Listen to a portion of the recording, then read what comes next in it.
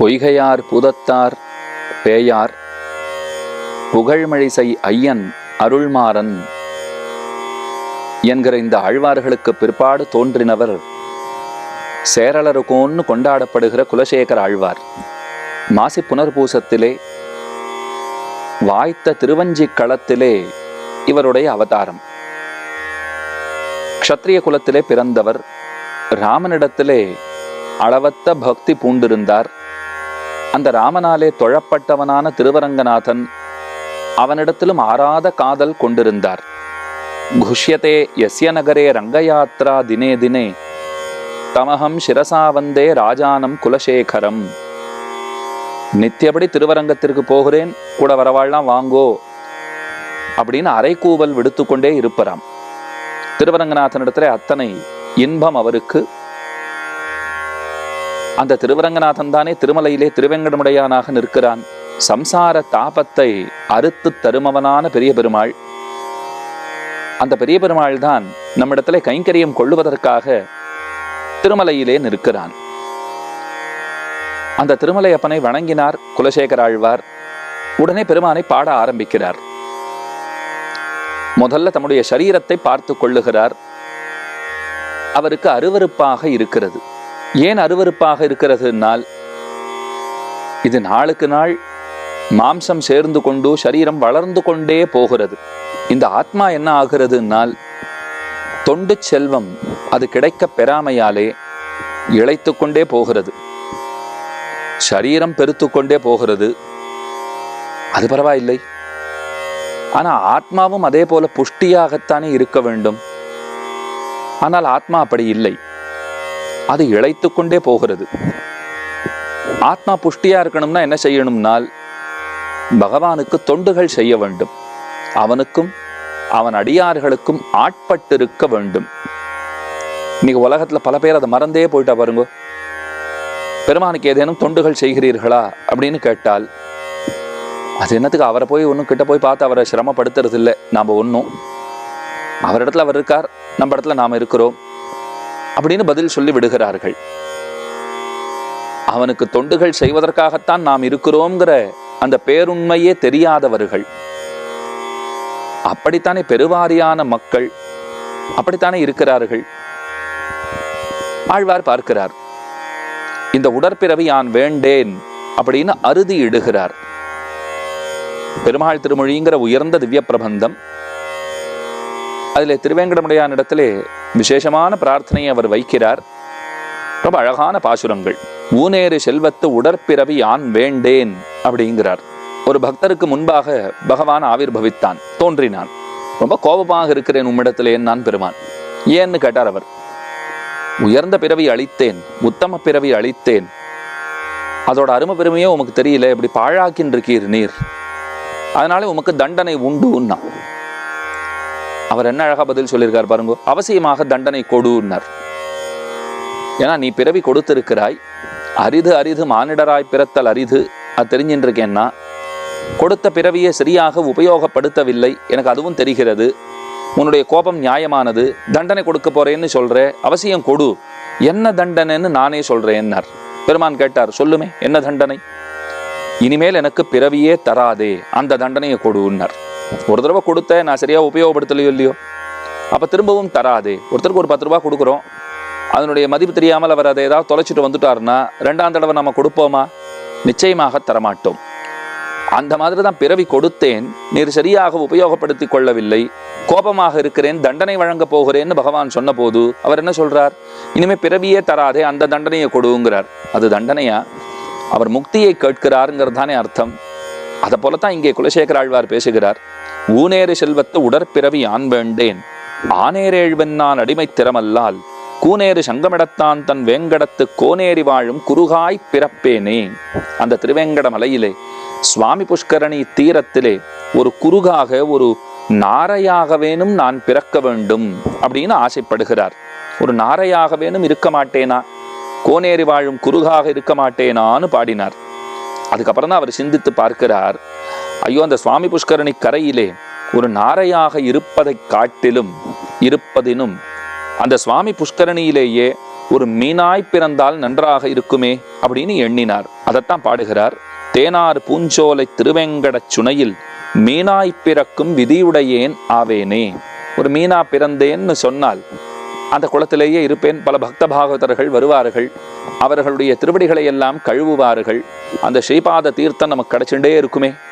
அதனாலே நாரையா இருக்கிறத காட்டிலும் ஒரு மீனாக இருத்தல்ங்கிறது சிறந்தது. அப்புறம் சிந்தித்து பார்க்கிறார். ஐயோ, குளத்திலேயே இருந்துள்ளா வாஸ்தவம் தான், ஆனா பகவானுக்கு தொண்டுகள் செய்ய வேண்டாமா? தொண்டுகள் செய்தால் தானே சிறப்பு. மின்வட்ட சுடராழி வெங்கடக்கோன் தானுமிழும் பொன்வட்டில் பிடித்துடனே புகப்பெறுவேன் ஆவேனே. அந்த நாள்லயே நல்ல கூட்டம் இருந்திருக்கு போல் இருக்கு திருமலையில. ஏன்னா இன்னைக்கு போனா தான் தெரிகிறது நல்ல கூட்டம்.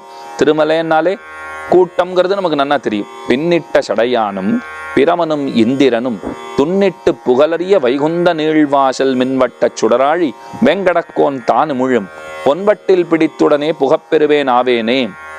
வெங்கடக்கோன் தான் உமிழும் பொன்வட்டில் அப்படின்னா என்ன அர்த்தம்னா, பாத்திரங்கள்லாம் வச்சு பாத்திர பரிகல்பனை எல்லாம் பண்ணி அதுக்கு மேலே பெருமானுக்கு திருவாராதனம் சமர்ப்பிக்கிறார்கள். அர்க்கிய வட்டில்னு வச்சிருப்பா, பாத்திய வட்டில்னு வச்சிருப்பா, ஆச்சமனீய வட்டில்னு வச்சிருப்பா. இதெல்லாம் வச்சிருக்காளோ இல்லையோ, தங்கத்தாலான பாத்திரங்கள். இவர் சொல்றார், அதை எடுத்துட்டோம்னா சுலபமா உள்ள போயிடலாம். அதாவது கோயிலுக்குள்ள போகணும்னு வச்சுக்கோங்க, கைங்கரிய பரர் அப்படின்னு சொல்லிக்கொண்டு அதை எடுத்துனுட்டு வெளியில போனாலும் உள்ள போயிடலாம். அது வேற உள்ள போறது. இப்போ அதை பத்தி அடியன் பேசல. அதை எடுத்துட்டு கோயிலுக்குள்ள போறோம்னு வச்சுக்கோங்க, சுலபமா பெருமான இடத்துல போய்விடலாம். வழிவிடுங்கோ, கைங்கரியம் பண்ணணும், போயிட்டு இருக்கோம், கைங்கரிய பரர்களுக்கு வழிவிடுங்கோள் அப்படின்னு சொல்லிட்டா வழி கொடுத்துடுறாள் இல்லையோ. அப்ப பொன்வட்டில் பிடித்துடனே புகப்பெறுவேன் ஆவேனே. ஒரு சுவாமி 2 பொற்பாத்திரங்களை தூக்க முடியாது தூக்கின்னு போயிட்டு இருக்கார். அவர்கிட்ட நான் கேட்டேன், சுவாமி பெருமாளை சேவிக்கணும், அந்த பொற்பாத்திரத்துல ஒன்று நம்ம கையில கொடுத்துட்டானா உன் பின்னாடியே வந்துடுறேன், வழி கேட்டு அப்படியே வந்துடுவேன், கைங்கரியம் பண்ணா போலையும் ஆச்சு, பகவத் தரிசனமும் சுலபமாக கிட்டுமே. சரி, அவரும் அப்ப ஏதோ நல்ல மூட்ல இருந்திருக்காருன்னா கொடுக்குறாருன்னு வச்சுக்கோங்க. அந்த மாதிரி தான் ஆழ்வார் சொல்லுகிறார், பொன்வட்டில் பிடித்து உடனே புகப்பெறுவேன் ஆவேனே. எங்கேயும் நிற்கவே வேண்டாம், ஏன்னா கைங்கரியத்துக்காக வந்திருக்கேன் அப்படின்னு சொல்லிட்டு, இவன் பணிக்கு கடவன், இவனை புகுற விடு அப்படின்னு சொல்லிட்டு அந்தரங்க விருத்திக்கு கடவ சஜாத்தியனாக உள்ளே புகுந்து விடலாம். ஆனா அப்பதான் ஆழ்வார் நினைச்சு பார்க்கிறார், இந்த மனசு இருக்கே அது அத்தனை உயர்ந்ததன்று. இந்த மனசு என்ன செய்யும் அப்படின்னால், பொன்வட்டில பார்த்த உடனே கோயிலுக்குள்ளே போகாமல் நாம எடுத்துட்டா என்னன்னு கூட ஒரு எண்ணத்தை நமக்கு தந்துவிடும். எதிர்மறை எண்ணங்கள் எல்லாம் தோன்றும். அது நம்ம பெருமாள் தானே, நம்ம பெருமாளுடைய பாத்திரம் நம்ம பாத்திரம் தானே, அதை அவர் உபயோகிச்சா என்ன, நாம உபயோகிச்சா என்ன அப்படின்னு நான் அதை களவாடிட்டேன்னு சொன்னால், இப்போ முதல்ல பாருங்க, ஒரு நாரையா இருக்கணும்னு ஆசைப்பட்டார், அப்புறம் மீனா இருக்கணும்னு ஆசைப்பட்டார், அப்புறம் இப்ப என்ன ஆசைப்படுறார், பொன்வட்டில் பிடித்துடனே புகப்பெறுவேன் ஆவேனேன்னு சொன்னார். பொன்வட்டில்னா பயமா இருக்கு இவருக்கு. இப்போ நிறைய பேர் சொல்றாளே, காஞ்சனம்னு சொன்னா ஜாகிரதையாக இருக்க வேண்டும், தங்கம் பணங்காசு இதெல்லாம் நம்ம கிட்டக்கையே போகக்கூடாதுன்னு சொல்றோம் இல்லையோ. ஏன்னா அதெல்லாம் நம்ம மனசை மாத்தி விடும், ஒரு தப்பு பண்ணுவதற்கு தூண்டும். அதனாலே அது தேவையில்லை. என்ன செய்யலாம், பண்பகரும் வண்டினங்கள் பண்பாடும் வேங்கடத்து செண்பகமாய் நிற்கும் திருவுடையேன் ஆவேனே. ஒரு செண்பக மரமாக நின்றால் கூட போதும் இந்த திருமலையிலே அப்படின்னு சொன்னார். அப்ப சிந்தித்து பார்க்கிறார், ஒண்ணுமில்லை, இந்திரன் வீட்டுல இருந்த பாரிஜாத விருட்சத்தையே பிடிங்கன்னு கொண்டு வந்து வச்சுட்டா, நான் இங்க ஒரு செண்பக மரமா இருந்து யாராவது ஒரு ராஜகுமாரியோ ராணியோ பார்த்துட்டு ரொம்ப நல்லா இருக்கேன், நம்ம அரண்மனையில கொண்டு வந்து நட்டுடுங்கோன்னு சொல்லிட்டு என்ன அப்படியே வேரோட கொத்தோட பிடுங்கிண்டு போய் இங்கிருந்து அகற்றி யார் வீட்டிலேயாவது வச்சுட்டா, அங்க செண்பகமா மரமா நிக்கிறதுக்கான இத்தனை பாடுபட்டிருக்கேன் இப்போ. அதனால அது சரிப்பட்டு வராது, அதுவும் வேண்டாம். எம்பெருமான் ஈசன் எழில் வேங்கட மலமேல் தம்பகமாய் நிற்கும் தவமுடையேன் ஆவேனே. ஒரு காரியத்துக்கும் உதவாத ஒரு தம்பக மரமாய் இருக்கும்படியான ஒரு நிலைமை, அந்த பாக்கியமேனும் நமக்கு ஏற்படட்டும் அப்படின்னு சொல்லுகிறார்.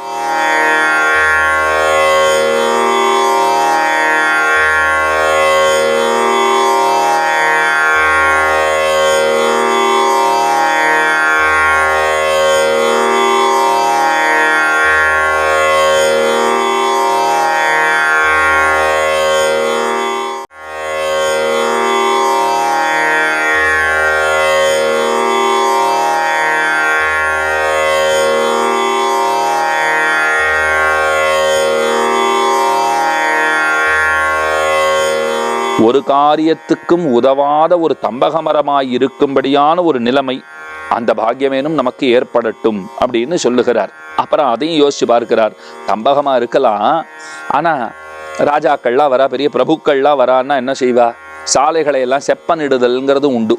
நாம கூட பார்க்குறோம் இல்லையோ, பெருத்த மந்திரிகள் அமைச்சர்கள்லாம் வரான்னா உடனடியாக சாலைகள் சீர் செய்யப்படும். சீர் செஞ்சாலே நம்ம தெரிஞ்சுக்கலாம் 2 நாள்ல யாரோ வரப்போறா அப்படின்னு தெரிஞ்சுக்கிறோம் இல்லையோ. அப்போ என்ன, அடிக்கடி வந்துட்டு போங்கோ அப்படின்னு சொல்லுவோம். ஏன்னா நீங்கள் வந்தால் சாலைகள்லாம் சரியா இருக்கு, குண்டும் குழியுமான சாலைகள் எல்லாம் சரி செய்யப்படுகிறது அப்படின்லாம் சொல்கிறோம் இல்லையோ. அந்த மாதிரி இவர் யோசிக்கிறார், நான் ஒன்றுக்கும் உதவாத ஒரு தம்பக மரமாக இருந்தால் கூட சாலைகளை சீர் செய்கிறேன் பேர் வழின்னு என்னை வெட்டுட்டா என்ன செய்யறது? திருவேங்கடமுடையானுடைய அந்த மலையோட இருக்கிற சம்பந்தம் அற்று போகுமே.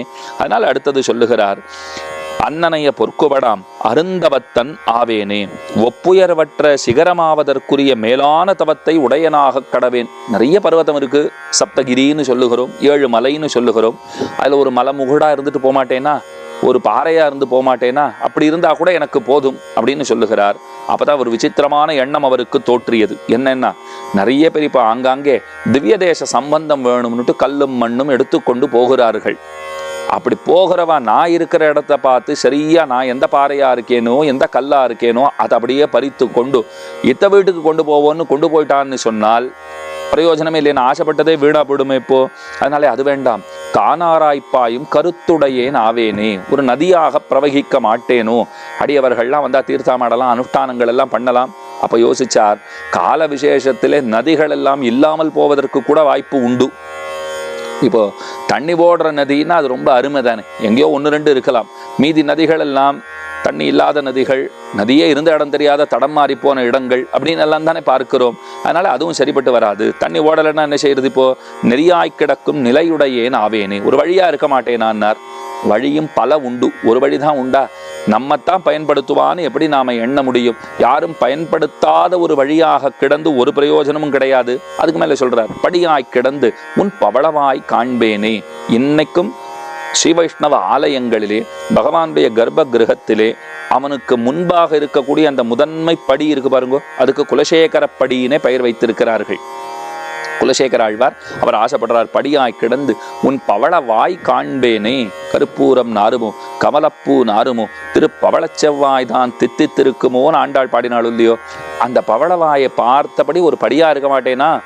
அப்போ ஒரு யோசனை வந்துதான் அவருக்கு, படியா இருக்கலாம் தான், ஆனா பெரும் செல்வந்தர்கள் கைங்கரியம் பண்றதுல ருச்சி இருக்கிறவர்கள் அவள்லாம் என்ன தெரியுமா பண்ணுவா? இந்த படிக்கு நான் தங்கத்தாலேயே பூண் பண்ணி போடுகிறேன், கவச்சம் பண்ணி போட்டுடுறேன், மேல தங்கப்படிகளாக ஆக்குகிறேன், வெள்ளிப்படிகளாக ஆக்குகிறேன் அப்படின்லாம் பண்ணிவிட்டான்னு வச்சுக்கோங்க. நான் உள்ள படியா இருந்து இப்ப என்ன பிரயோஜனம்? எனக்கு மேல தங்கத்தை போட்டு மூடி இருப்பா, பகவானுடைய பவளவாய் எனக்கு சேவையே ஆகாதே. இது என்னடா, அது எதை ஆசைப்பட்டாலும் அதுல ஏதோ ஒரு கஷ்டம் சிரமம் இருக்கிறா போலே தெரிகிறதே. கடைசியில் அவர் பாடுகிறார், உம்பர் உலகாண்டு ஒரு குடை கீழ் உருப்பசிதன் அம்பொற்கலையல்குள் பெத்தாலும் ஆதரியேன் செம்பவள வாயான் திருவேங்கடம் என்னும் எம்பெருமான் பொன்மலைமேல் ஏதேனும் ஆவேனேன்னார். பகவானுடைய அந்த பொன்மலைக்கு மேலே என்னவாக நான் இருந்தாலும் எனக்கு பரவாயில்லை, அது எந்த பிறவியாக வேண்டுமானாலும் இருக்கலாம், நான் இசைகிறேன், ஒப்புக்கொள்ளுகிறேன். இந்த இடத்துல திருமலை அனந்தாழ்வான் சாதிக்கிறார், அந்த பகவானே ஆகிடுமாம்ங்கிறார். அந்த பகவானே ஆனாலும் சரி, திருவேங்கடமலையில இருக்க வேண்டியது. பராசர பட்டர்னு அழகா சாதிக்கிறார், அங்க ஒரு பொருளாக நான் இருக்க வேண்டும். என்ன பொருளாக இருக்கிறேங்கிறது எனக்கும் தெரிய வேண்டாம், பகவானுக்கும் தெரிய வேண்டாம். மலையில நான் இருந்தா மட்டும் போதும், அந்த திருமலையிலே இருந்தாலே போதுமானதுன்னுட்டு அந்த வெங்கடாத்ரி அவ்விடத்திலே வசிப்பதுங்கிறது எத்தனை ஒரு உயர்ந்த விஷயம்ங்கிறத குலசேகராழ்வார் வாயிலாக நாம் தெரிந்து கொள்ளலாம். மன்னிய தன்சாரல் வடவெங்கடத்தாந்தன் பொன்னியலும் சேவடிகள் காண்பான் புரிந்திரஞ்சிக் கொன்னவிலும் கூறுவேல் குலசேகரன் சொன்ன பன்னிய நூல் தமிழ் வல்லார் பாங்காய பத்தர்களேன்னு பாடுகிறார் ஆழ்வார். நாமும் அப்படித்தான் திருவேங்கடமுடையானிடத்திலே ஆசையை கொள்ள வேண்டும். அவனே எல்லாம் என்கிற எண்ணம் அது ரொம்ப முக்கியமானது. திருமலைக்கு போகிற போதெல்லாம் இங்கே ஒரு பிறவிதா என்று அவனிடத்திலே நாம் கேட்டுக்கொள்ள வேண்டும். சரி, அதுக்கு மனசு இல்லைன்னாலும் அடிக்கடி கூப்பிட்டு சேவை கொடுனாது அவரிடத்திலே கேட்க வேண்டும் இல்லையோ. இப்போ தொலைக்காட்சியிலே பார்த்து கொள்ளுகிறோம்னா இதோட திருப்திப்படுத்துகிறதா? கிடையாது. இந்த நிகழ்ச்சிகள் எதற்காக ஒளிபரப்பு செய்யப்படுகின்றன? இதை பார்த்து உங்களுக்கு நேரிலே போய் சேவிக்க வேண்டும்ங்கிற ஆசை வர வேண்டும். சிரமங்கள் இருக்கும், யாத்திரைனா சிரமம் இருக்கத்தான் செய்யும். சிரமப்பட்டாகிலும் பெருமானுடைய பவளவாய் கண்டிட வேண்டும்ங்கிறதுக்கு தான் இத்தனை முயற்சிகளும்.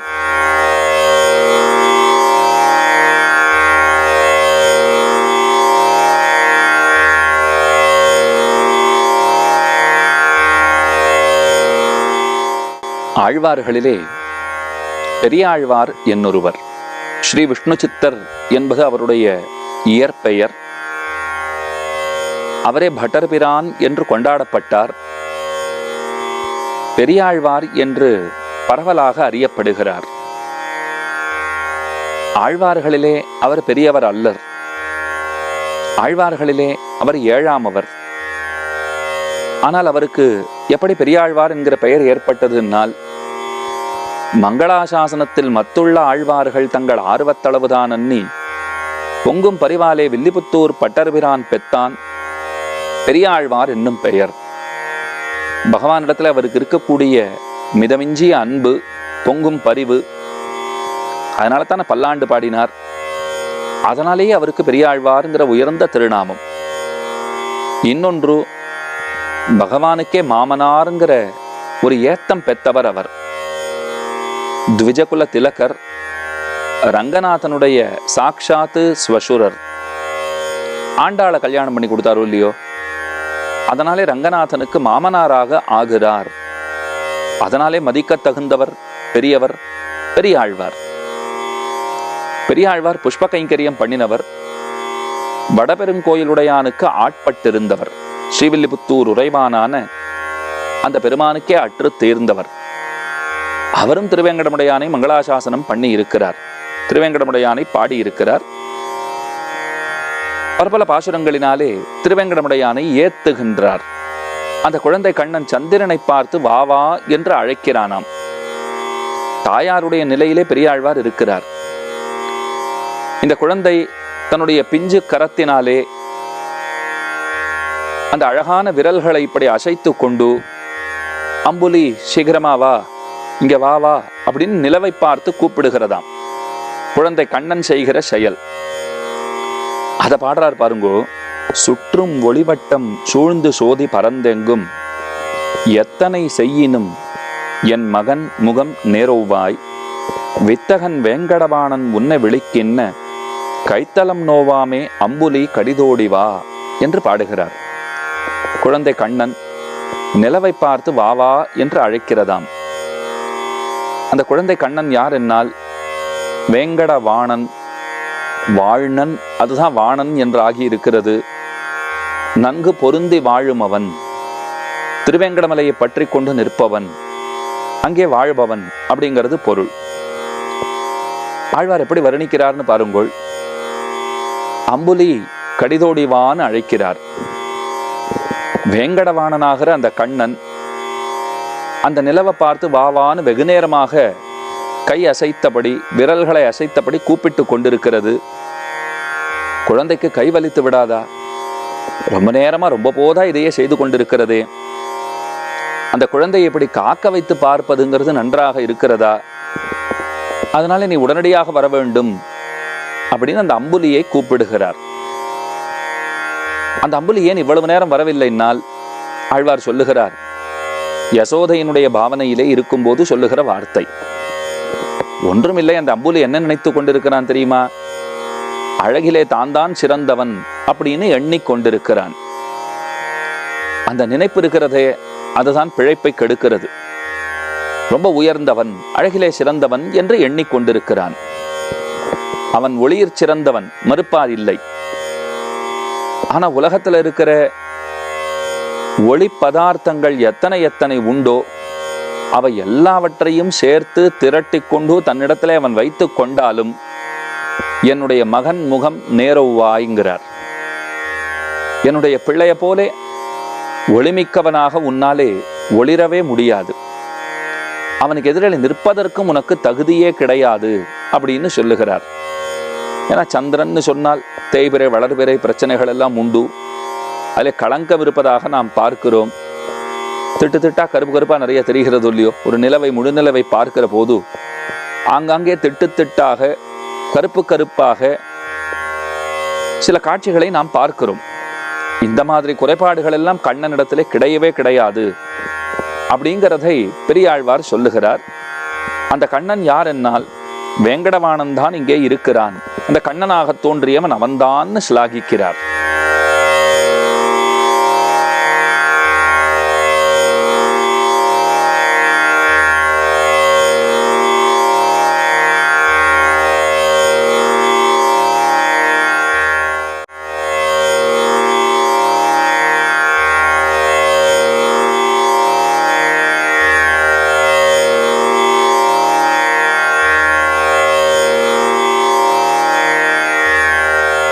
என்னிது மாயம் என் அப்பன் அறிந்திலன் முன்னை வண்ணமே கொண்டு அளவாய் என்ன மண்ணு நமுச்சியை வானில் சுழத்திய மின்னுமுடியனே அச்சோ அச்சோ வேங்கடவாணனே அச்சோ வச்சோன்னு பாடுகிறார்.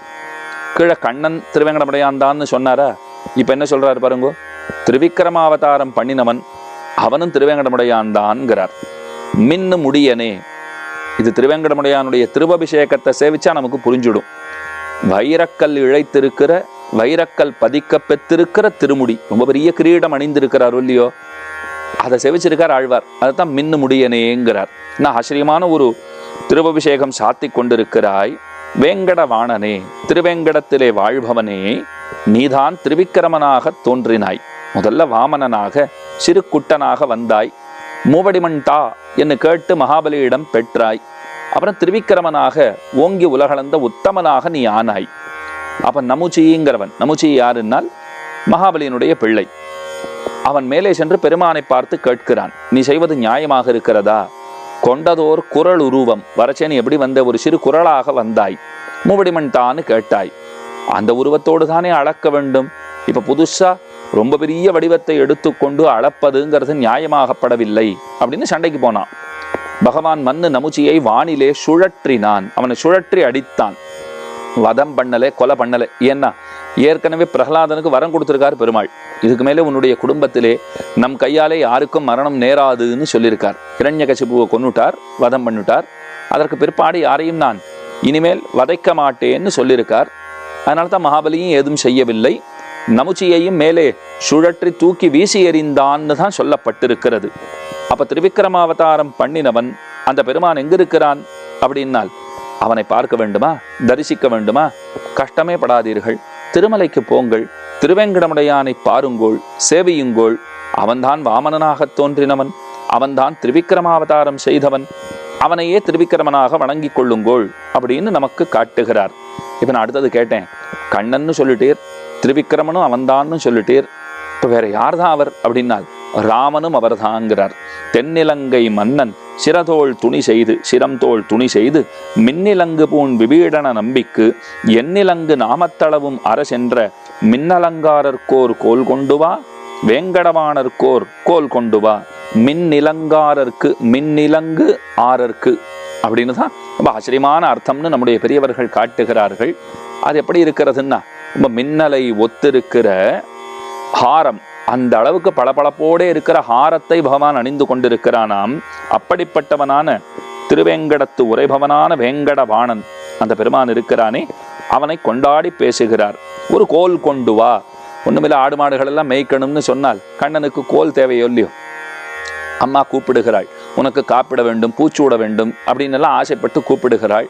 இவரோ, நான் இப்போதே போகிறேன், என் கோலை கொடு, என் கொம்பை கொடு, அதை எடுத்துட்டு போனேன்னா நான் கண்ணுக்குட்டியை ஆடு மாடெல்லாம் கன்று மேய்த்து இனிதுகந்த காளையாயித்தே, அதற்காக கோல் வேண்டும்ங்கிறார். அப்பதான் அவனை பிடித்து வைத்துக் கொண்டு இந்த பாசுரங்கள் பாடுவதாக இந்த பதிகமானது அமைந்திருக்கிறது. அல்ல சொல்றார், தென்னிலங்கை மன்னன் சிரம் தோள் துணி செய்து, தென்னிலங்கை மன்னனை முடித்தவன் அவன். மின்னிலங்கு பூண் விபீடன நம்பிக்கு, விபீடன நம்பிக்கை என்ன கொடுத்தார்னால், என்னிலங்கு நாமத்தளவும் அரசென்ற, என்னுடைய நாமம் இந்த உலகத்திலே நடையாடுகிற பரியந்தம் என்று வரைக்கும் இருக்குமோ, ஆச்சந்திரார்க்கம்னு சொல்லுவார்கள், அது வரைக்கும் நீயே ராஜாவாக இருக்க கடவை அப்படின்னு பகவான் ராமன் அருள் புரிந்தானோ இல்லையோ, அந்த ராமன் தான் மின்னிலங்காரனாய் திருவேங்கடமலையிலே சேவை சாதிக்கிறான்.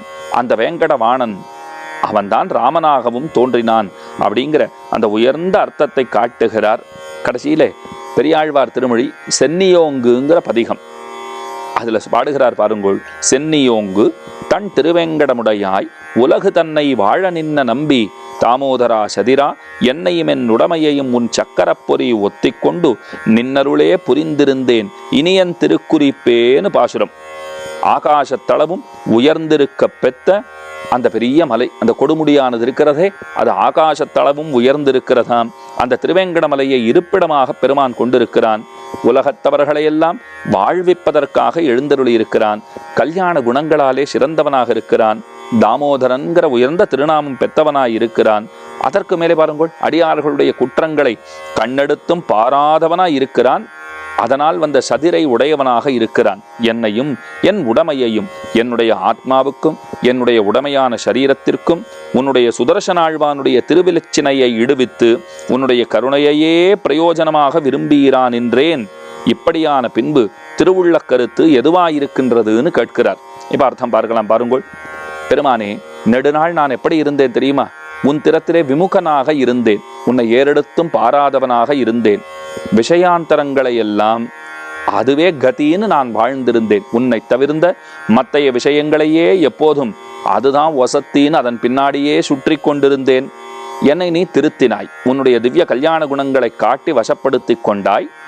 ஆத்மாத்மீயங்கள் எல்லாம் உனக்கே சேஷப்படுத்தி விட்டு உன் அருளையே புருஷார்த்தமாக பிரதிபத்தி பண்ணி கொண்டிருக்கும்படியான நிலைமையையும் அடியேனுக்கு அமைத்தருளினாய். எனக்கு என்ன புத்தி கொடுத்த தெரியுமா? நீ இந்த உடல் இதுவும் உன்னுடையதே, இந்த ஆத்மா அதுவும் உன்னுடையதே, எல்லாம் உன்னுடையதே, நான் உனக்கு அடிமைங்கிற அந்த எண்ணத்தை எனக்குள்ளே விதைத்தாய். அப்பேற்பட்ட ஒரு பெரிய ஒரு உபகாரத்தை நீ செய்திருக்கிறாய். இதனாலே உன்னுடைய அபேட்சிதமும் தலை கட்டித்து உன்னுடைய ஒரு எதிர்பார்ப்பு அதுவும் பூர்த்தியாயிற்று. என்னுடைய ஆசை அதுவும் பூர்த்தியாயிற்று. இனிமேல் செய்ய வேண்டியது ஏதுமில்லை. அதில் சொல்றாரு பாருங்க, சமாசிரயணம்ங்கிறது ஸ்ரீவைஷ்ணவ சம்பிரதாயத்திலே முக்கியமான சடங்கு, பஞ்சசம்ஸ்காரம்னு சொல்லுகிறோம். அதைத்தான் சுதர்சனாழ்வானுடைய திருவிலச்சினை அப்படின்னு சொல்லுகிறார்கள். சக்கரப்பொறி ஒத்திக்கொண்டு அப்படின்னு பாடியிருக்காரு இல்லையோ? அந்த சமாசிரயணம் பண்ணிக்கிறது எதற்காகன்னா கைங்கரியம் பண்றதுக்கு ஒரு தகுதி, அந்த தகுதி அதனாலே விளைகிறது. சம்ஸ்காரம்னு சொன்னாலே மேலே செய்ய வேண்டிய விஷயங்களுக்கு ஒரு தகுதியை ஏற்படுத்தி கொள்ளுகை. பூணூல் போட்டுக்கிறோம், உபநயனம் ஆகிறதுனால் வேதாத்தியனத்துக்கு தகுதி பிறக்கிறது. சமாசிரயணம் பண்ணிக்கொண்டோம் பஞ்சசம்ஸ்காரம்னா கைங்கரியத்துக்கு தகுதி பிறக்கிறது. ஆகவே சென்னியோங்கு தன் திருவேங்கடமுடையாய். இங்கே தன் திருவேங்கடம் குளிர்ச்சியானதுன்னா சம்சார தாபங்களை ஆற்றவல்லதாயிருக்கை, சம்சார தாபங்களை போக்க வல்லதாயிருக்கைங்கிற பொருள் இங்கே பெறப்படுகிறது. அந்த திருவேங்கடமுடையான் இடத்திலே ஆழ்வார் தெரிவிக்கிறார், நெடுநாளா விலகி போயிருந்த என்ன நீதானப்பா திருத்தினாய், உன்னை பத்தின நல்லறிவை கொடுத்தாய், என்னை உன்னிடத்திலே ஆட்படும்படி செய்தாய் அப்படின்னு கொண்டாடி பேசுகிறார். இந்த பாசுரத்தாலே இப்படி பெரிய ஆழ்வார் திருவேங்கடமலையை அனுபவித்திருக்கிறார். அவர் வழியில் நின்று நாமும் அவரை போல அனுபவித்து மகிழ்வோமாக.